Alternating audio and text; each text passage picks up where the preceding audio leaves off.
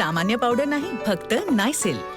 Clinically सिद्ध झाला आहे की नायसिल मध्ये कडुलिंबाची सुपर पॉवर आहे, जी घामोळ्या तयार करणाऱ्या किटाणूंना त्वरित मारते आणि देते सुगंधित शीतल आराम. आता मिळवा 150 ग्रॅम नायसिल पॅक वर 70 रुपयांचा नायसिल पॅक फ्री.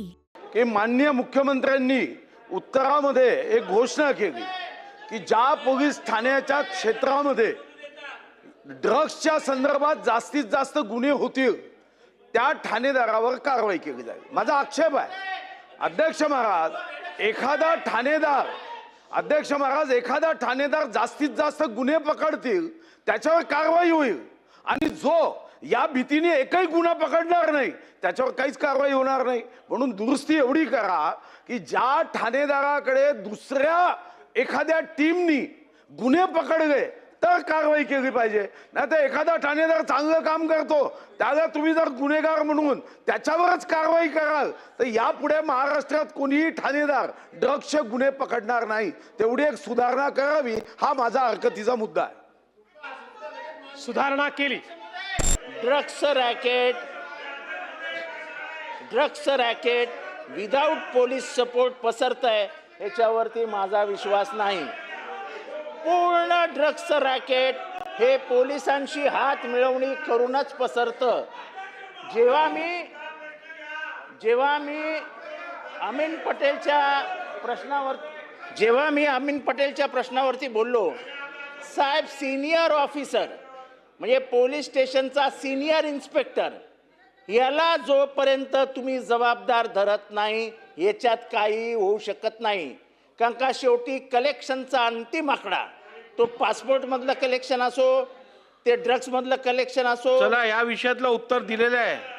ऐका ना, तुम्हाला सिनियर PI ला जबाबदार धरून जोपर्यंत तुम्ही त्यांना घरी बसवत नाही तोपर्यंत ही परिस्थिती सुधारणार नाही. जर तुम्ही अँटी करप्शन सारखे वगैरे विंग्स तयार करणार असाल तर जरूर करा. कारण का ड्रग्स हा पैशाच्या स्तोत्राचा सर्वात मोठा मार्ग आहे. ज्यामुळे जिथे ड्रग्स जास्त आहे तिथे मला पोस्टिंग द्या, त्याचे पैसे मुंबईत फिरवले जातात, म्हणजे मुंबईत दिले जातात पोस्टिंगसाठी, असा माझा स्पष्ट आरोप आहे.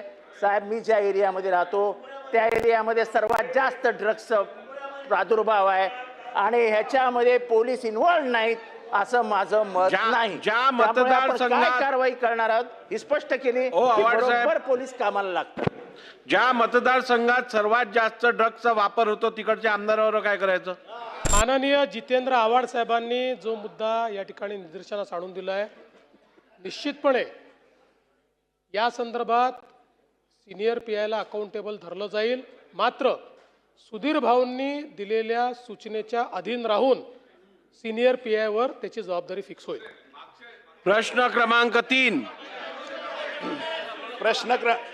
प्रश्न क्रमांक 35 465. नाही, मी आपल्याला सांगू इच्छितो, सक्सेसफुली ड्रगच्या प्रकरणामध्ये MCOC लावला आणि MCOC लावल्यानंतर हायकोर्टाने देखील तो सस्टेन केला आणि सुप्रीम कोर्टाने मान्यता दिली आणि त्याच्या अंतर्गत ही पहिली केस आपली झाली आणि प्रॉपर्टी जप्ती देखील झाली.